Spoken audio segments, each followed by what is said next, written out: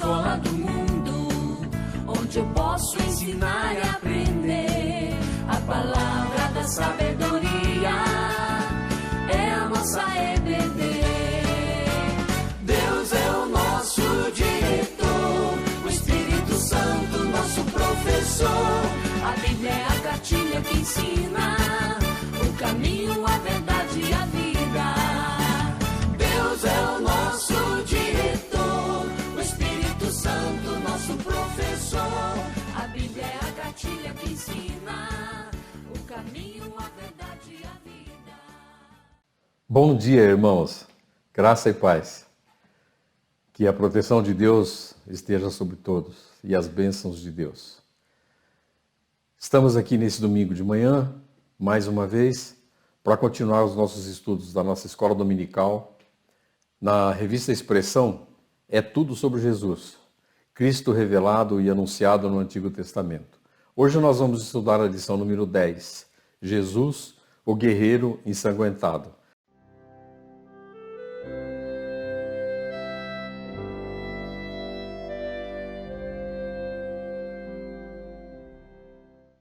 Vamos orar? Bondoso Deus, Pai querido, muito obrigado, Senhor.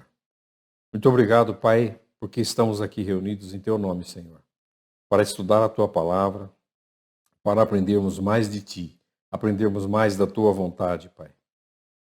Aprendermos mais de como o Senhor executa as coisas, como o Senhor trabalha, como o Senhor exerce a Sua divindade. Pedimos que o Senhor esteja conosco nesse momento, Pai. Que o Senhor coloque em nossos corações a Sua palavra e que nós estejamos receptivos a ela.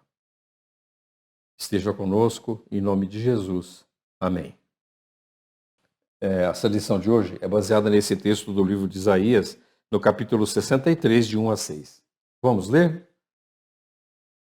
Quem é este que vem de Edom, de Bosra, com vestes de vivas cores, que é glorioso na sua vestidura, que marcha na plenitude da sua força? Sou eu que falo em justiça, poderoso para salvar. Porque está vermelho o traje, as tuas vestes, como a daquele que pisa as uvas no lagar? O lagar eu o pisei sozinho, e dos povos nenhum homem se achava comigo. Pisei as uvas na minha ira, no meu furor as esmaguei, e o seu sangue me salpicou as vestes e me manchou o traje todo. Porque o dia da vingança me estava no coração, e o ano dos meus redimidos é chegado.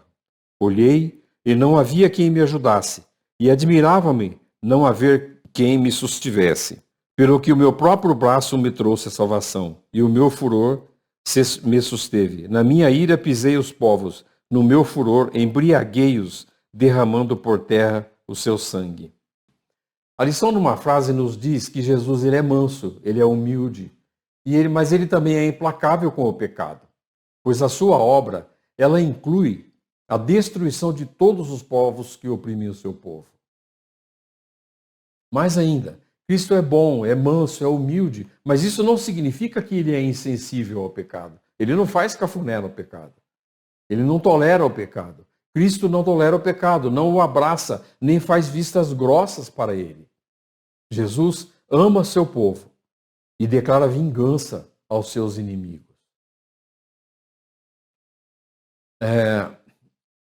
Houve uma época em que viralizou, como se costuma dizer atualmente, né, o filme a respeito das Crônicas de Nárnia. Uma coleção de livros escrita por C.S. Lewis e depois transformada em filme, né? E aqui, no caso, o filme que é mencionado na revista é O Leão, a Feiticeira e o Guarda-Roupa. E trata-se esse trecho a que ele se refere, de um diálogo entre as crianças que atuam no filme, né? Entre Lúcia e a sua irmã Susana, e o senhor e a senhora Castor. Então, eles estavam comendo, estavam jantando, e além disso, o senhor Castor disse para as crianças o seguinte, que ele iria apresentá-los para Aslan, o grande leão, que é o símbolo de Jesus Cristo na obra de C.S. Lewis. Aslan é descrito como perigosíssimo e bom. Então, quando o senhor Castor diz para as crianças que irá apresentá-los ao leão, ao grande leão Aslan, aí ela pergunta, mas Ele não é perigoso? Ele responde: sim, ele é perigoso. É perigosíssimo, mas ele é bom. Ele não é apenas bom, e ele não é apenas amável, não é apenas terno, mas ele é perigoso. Perigosíssimo. E então, observando isso, nós vamos ver o seguinte: como é que ele pode ser amável, terno, bom, mas assim, ainda assim ser perigosíssimo? Né? Perigosíssimo é muito perigoso. Então nós podemos interpretar pelo menos duas faces em Jesus Cristo. Uma das faces de Jesus é caracterizada pela redenção, ele é o nosso redentor. Pelo descanso, é aquele nas mãos do qual nós podemos entregar as nossas vidas e descansar em paz. É a face da felicidade, né? A face de quem ama a Deus e de quem transfere esse amor de Deus para nós. É a face da esperança através da sua vinda, da sua morte vicária no nosso lugar para nos salvar dos nossos pecados. E é a nossa esperança nas promessas futuras que ele fez, que esperamos a sua segunda vinda para um dia nos levar embora daqui. Mas não podemos esquecer de uma coisa: Jesus é justo. E se ele é justo, ele tem que exercer a justiça. E aí o que acontece? A justiça faz com que Jesus condene o pecado. Condene aqueles que atuam contra o povo de Deus. Condene aqueles que rejeitam a Deus. E os leve à destruição. E os leve ao sofrimento, que é o choro e o ranger de dentes. Que os leve contra uma vingança sangrenta. Essa vingança é o mal que eles fazem para o povo amado de Deus. No livro de Lucas, no Evangelho de Lucas, no capítulo 2, a partir do versículo 25, tem a descrição do cântico de Simeão. Havia em Jerusalém um homem chamado Simeão, homem justo e piedoso que esperava a consolação de Israel, e o Espírito Santo estava sobre ele. Revelara-lhe o Espírito Santo que não passaria pela morte antes de ver o Cristo do Senhor. Movido pelo Espírito, foi ao templo, e quando os pais trouxeram o menino Jesus para fazerem com ele o que a lei ordenava, Simeão o tomou nos braços, o louvou a Deus, dizendo: agora, Senhor, podes despedir em paz o teu servo, segundo a tua palavra, porque os meus olhos já viram a tua salvação, a qual preparaste diante de todos os povos. A luz para a revelação aos gentios e para a glória do teu povo de Israel. E estavam o pai e a mãe do menino admirados com o que ele dizia. Simeão os abençoou e disse a Maria, mãe do menino: eis que este menino está destinado para a ruína, como para o levantamento de muitos em Israel, e para ser alvo de contradição. Por que alvo de contradição? Porque ele seria a separação entre o bem e o mal. Ele seria a separação entre a justiça e a injustiça. Mas Jesus não foi sempre assim manso, calmo, sempre tranquilo, sempre longânimo, sempre tardio em irar-se, sempre manso. Não, Jesus teve momentos de exaltação. No capítulo de João, versículos 2, de 13 a 17, nós vamos ver que diz o seguinte: estando próxima à Páscoa dos judeus, subiu Jesus para Jerusalém e encontrou no templo os que vendiam bois, ovelhas, pombas e também os cambistas assentados. Tendo feito um azorrague de cordas, um chicote, né, feito de cordas, expulsou do templo, bem como as ovelhas e os bois, derramou pelo chão o dinheiro dos cambistas e virou as mesas. E disse aos que vendiam pombas: tirai daqui essas coisas, não façais da casa de meu pai casa de negócio. Não deturpem, não transformem uma coisa em outra, num lugar sagrado, num boteco. Lembraram-se os seus discípulos do que está escrito: o zelo da tua casa me consumirá. Uma outra ocasião onde Jesus assim exaltou-se está descrita no Evangelho de Marcos, no capítulo 3, dos versículos de 4 a 6, quando ele diz: então lhes perguntou: é lícito nos sábados fazer o bem ou o mal? Salvar a vida ou tirá-la? Mas eles ficaram em silêncio. Olhando-os, ao redor, indignado e condoído com a dureza do seu coração, disse ao homem: estende a mão. Estendeu-a e a mão lhe foi restaurada. Retirando-se os fariseus, conspiravam logo com os herodianos contra ele em como lhe tirariam a vida. Essa é aquela passagem do homem da mão ressequida, né? Que durante muitos anos ele ficou em busca da salvação, em busca de recuperar essa mão, que ele não podia fazer as coisas por causa disso, né?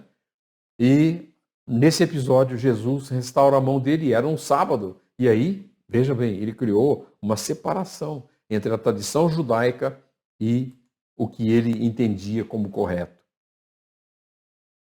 No Evangelho de Mateus, no capítulo 15, versículos de 7 a 10, está escrito: mas vós dizeis, se alguém disser a seu pai ou a sua mãe, a oferta ao Senhor aquilo que poderias aproveitar de mim, esse jamais honrará seu pai e sua mãe. E assim invalidastes a palavra de Deus por causa da vossa tradição.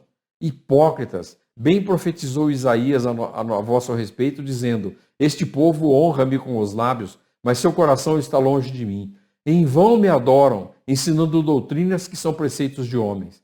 E tendo convocado a multidão, lhes disse: ouvi e entendei. Por quê? Por que essa exaltação de Jesus? Quando diz que, quando a pessoa diz isso, né? Se alguém disser a seu pai ou a sua mãe, é oferta ao Senhor aquilo que poderias aproveitar de mim, esse estará desonrando seu pai e sua mãe. E estará contradizendo o mandamento que diz: honrarás pai e mãe. Por isso, eles eram hipócritas. E por isso Jesus ficou tão zangado. Então Isaías, ele viu um guerreiro, uma pessoa que vinha de longe, andando na direção dele, que vinha da região de Edom, de Bosra. Bosra era a capital de Edom. A palavra Bosra significa vindima. Vindima é um lugar que tem muitas vinhas, né? Então a cultura de vinho lá era muito grande e era muito aproveitada, né? E esse guerreiro, ele vinha com vestes de vivas cores, uma roupa bonita, bem trajado, e ele era glorioso em sua vestidura. Era uma roupa esplendorosa. E ele marchava na plenitude de sua força. Ele não vinha cambaleando, todo rasgado como um guerreiro que vem de uma guerra.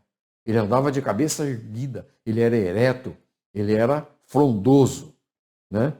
E Isaías ficou impressionado com aquilo. Quem é este que vem de Edom? Justo de Edom, da região dos inimigos dos judeus, né? Então Edom significa vermelho. Edom é a terra onde veio Esaú, e de lá são os seus descendentes. Os descendentes de Esaú são de Edom, são edomitas. E os edomitas, eles são grandes inimigos do povo de Deus, do povo de Israel. Então, vejam bem, essa intriga, essa encrenca, ela começou há muito tempo, começou lá no Gênesis, não é? Isaac, filho de Abraão, casou-se com Rebeca e ela não engravidava, ela era estéril. Então, o que aconteceu? Isaac orou ao Senhor por sua mulher, porque ela era estéril, e o Senhor lhe ouviu as orações e Rebeca, sua mulher, concebeu. Os filhos lutavam no ventre dela, e então disse: se é assim, por que vivo eu? E consultou ao Senhor, e ele respondeu-lhe: 2 nações há no teu ventre, 2 povos nascidos de ti se dividirão.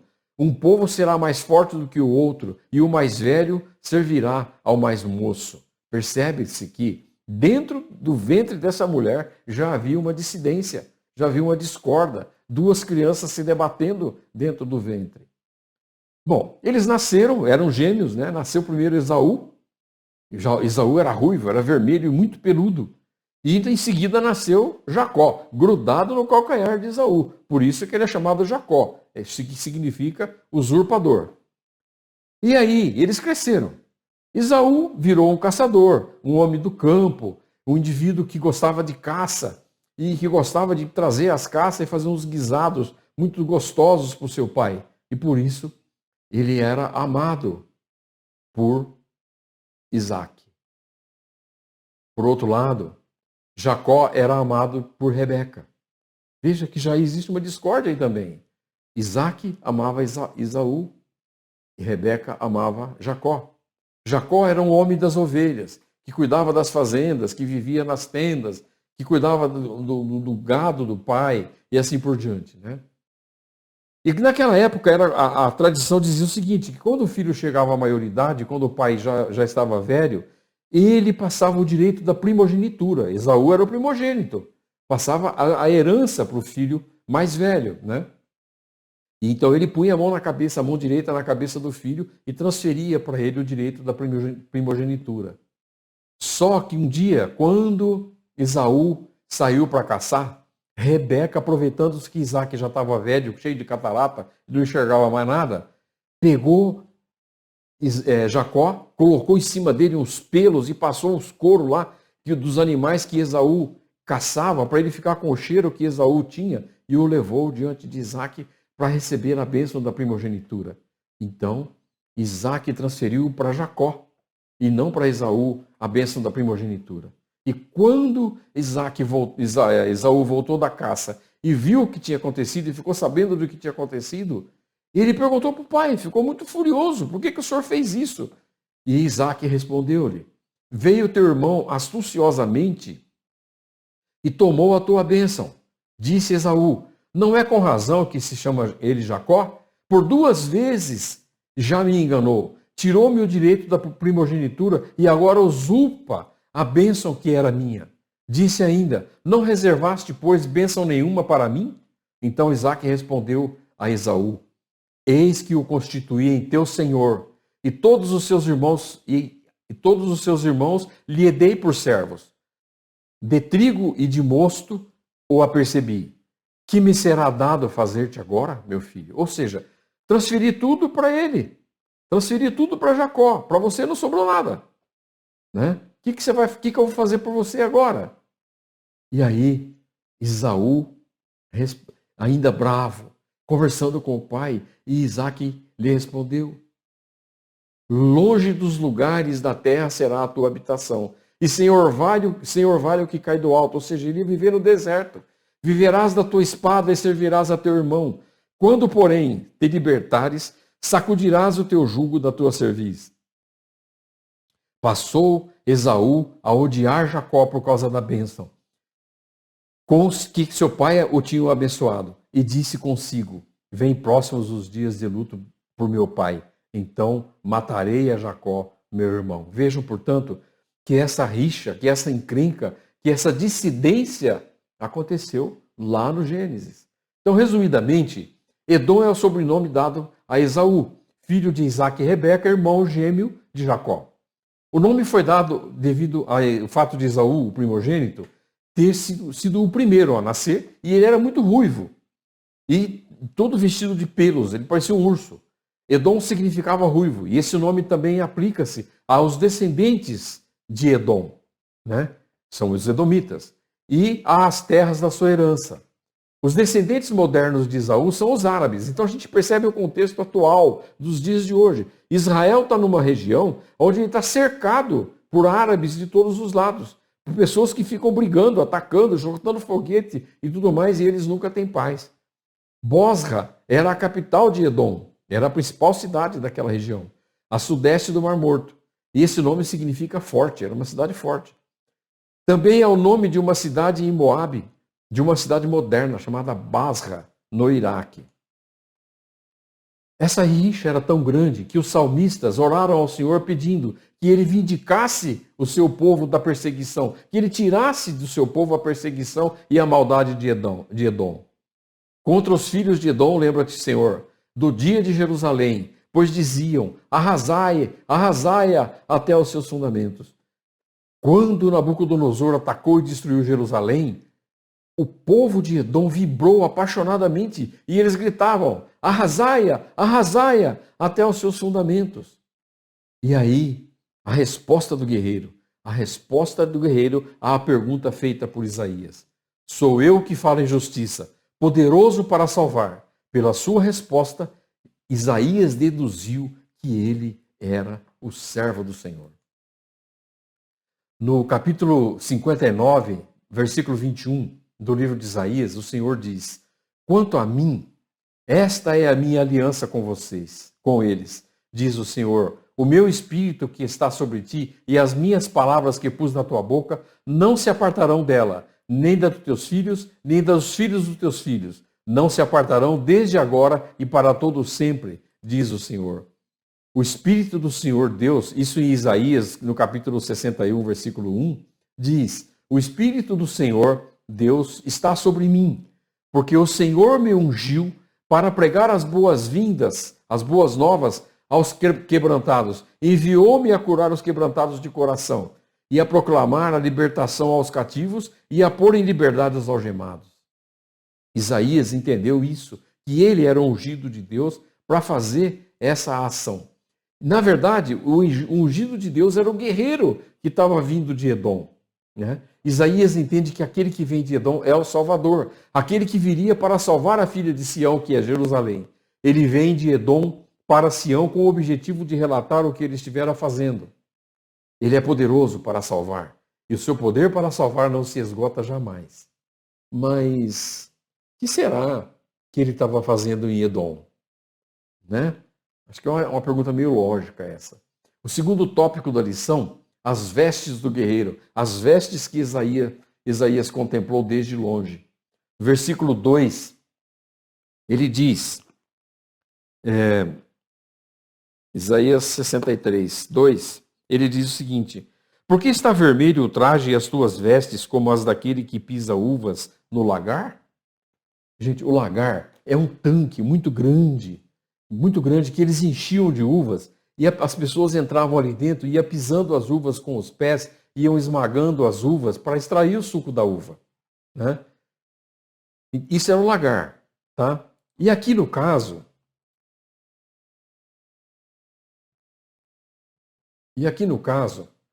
no verso 3, o guerreiro responde para Isaías: o lagar eu pisei sozinho, e dos povos homem nenhum se achava comigo. Pisei as uvas da minha ira, no meu furor as esmaguei, e o seu sangue me salpicou as vestes e me manchou o traje todo. Então vejam bem, o lagar ele pisou sozinho, ele sozinho esmagou as uvas, não tinha ninguém para ajudar ele. Tudo isso ele fez. E só que naquela época, quando as pessoas iam pisar as uvas, eles pisavam com uma certa suavidade, para não esmagar as sementes e não dar um gosto ruim no suco das uvas, né? E depois ter um vinho de má qualidade. Mas ele, no seu furor, ele pisava com tanta força que ele esmagou as uvas e o sangue salpicou as suas vestes e manchou todo o seu traje. Gente, a interpretação aqui é a seguinte: o lagar era o mundo. O lagar representava o mundo. E as uvas eram os edomitas, representando aqui todos os povos do mundo, povos que eram contra Deus, que eram inimigos de Deus e do seu povo amado, né? Representando todos os povos que eram inimigos de Deus e do seu povo amado. O servo pisoteou todos esses povos, todos os inimigos de Sião. Suas roupas estavam ensanguentadas, mas o sangue não era dele, do guerreiro, não era de Jesus. O sangue era o sangue dos inimigos de Sião. Esse que esmaga a cabeça da serpente com os pés, também esmaga aqueles que rejeitam a Deus e ao seu povo amado. O terceiro tópico da lição fala a respeito da salvação trazida pelo guerreiro. Fala a respeito da redenção que o guerreiro traz, da redenção trazida por Jesus. Então, no versículo 4, ele diz o seguinte: porque o dia da vingança me estava no coração, e o ano dos meus redimidos é chegado. Então, naquele dia, no dia designado pela vingança, que estava no coração dele há muito tempo, ele foi lá e pisoteou aquele povo que era contra Deus. E aí a gente pensa, gente, mas não é possível que Jesus, tão bom, tão calmo, tão longânimo, com tanto domínio próprio, e que possa ter feito isso. Nós não podemos entender dessa maneira. Nós temos que entender que Jesus ele não é vingativo. Ele não é um sanguinário. Ele não se tornou um vingador descontrolado que sai matando tudo que vem pela frente. Ele não foi movido pelo desejo de sangue que tomou conta do seu coração.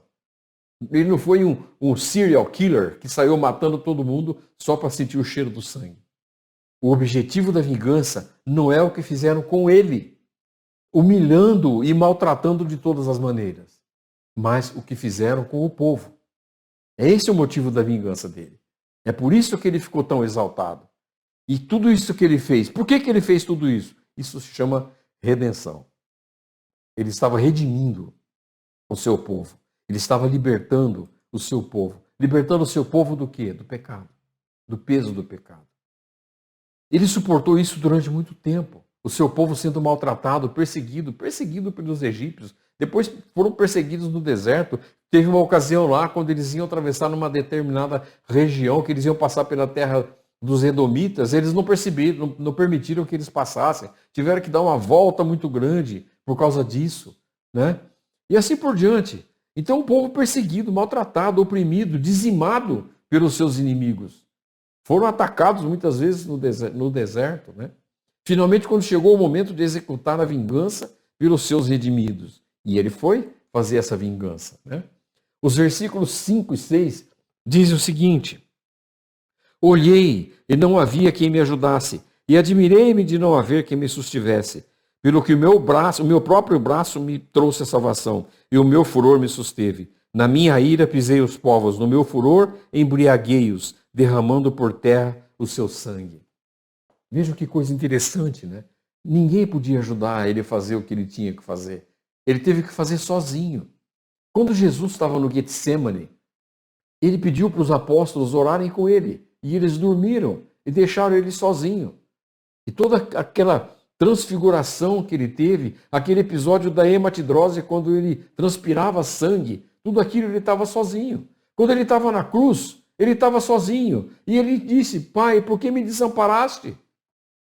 Porque Deus tinha virado as costas para ele naquele momento, porque ele estava coberto pelo pecado de todos que ele levava sobre si. Então ele estava sozinho. Quando ele diz, pelo meu próprio braço me trouxe a salvação, significa o quê? Pela minha força, pela minha perseverança. Isso me trouxe a salvação. E o meu furor me susteve. Ele foi sustentado, ele se manteve firme no seu propósito por causa do furor que estava dentro dele. Na minha ira pisei os povos, no meu furor embriaguei-os, derramando por terra o seu sangue. O Senhor atesta que somente Ele teria poder para tal destruição. Olhei e não havia quem me ajudasse, e admirei-me de não haver quem me sustivesse. E por isso o meu braço me trouxe a salvação e o meu furor me susteve. A salvação veio por meio do Senhor agindo sozinho. Só Ele era suficiente, só Ele era capaz, só Ele tinha o poder, só Ele tinha a força e só Ele tinha a vontade. Semelhantemente, a destruição dos iníquos virá por meio do Senhor, agindo sozinho, através do seu furor, pelo arrebatamento do seu povo. O guerreiro olhou ao redor e entendeu que não havia nada, nem ninguém que pudesse salvar-se a si próprio. Nós não podemos nos salvar, não há nada que nós possamos fazer para nos salvar a nós mesmos. Só Ele pode nos salvar. Não podiam fazer nada para ajudá-lo no processo de redenção. Então nós temos que entender que a salvação, do início ao fim, ela pertence ao Senhor nosso Deus. A obra inteira do julgamento, da mesma maneira que toda a obra de salvação, é só dele. E a ele pertence também a condenação e a destruição dos inimigos da igreja. Vejam como é esse estudo, a interpretação desse estudo é maravilhosa e ela nos dirige diretamente para Jesus Cristo. Vamos para a conclusão. Jesus Cristo, o servo do Senhor, é bom. Ele é cheio de graça, cheio de misericórdia e compaixão para com os sofredores que, gemendo sob o pesado jugo dos perversos, achegam-se a ele. Mas ele também é poderoso, perigosíssimo para com aqueles que se rebelam contra ele e massacram e perseguem o seu povo amado. Ele é o Cordeiro de Deus, e manso e humilde, mas ele também é o Leão de Judá, poderoso e terrível em sua ira e temível em sua justiça. Amém, meus irmãos? Vamos para a aplicação. Como você vê Jesus? Apenas como alguém cheio de ternura, como um cordeiro, ou também como alguém que no último dia executará a ira contra os inimigos do seu povo, tal como um poderoso leão. Meus irmãos, que linda lição, não é? Que ensinamento maravilhoso. Vamos agradecer a Deus, Senhor. Bondoso Deus, Pai querido, muito obrigado, Senhor, por esses ensinamentos.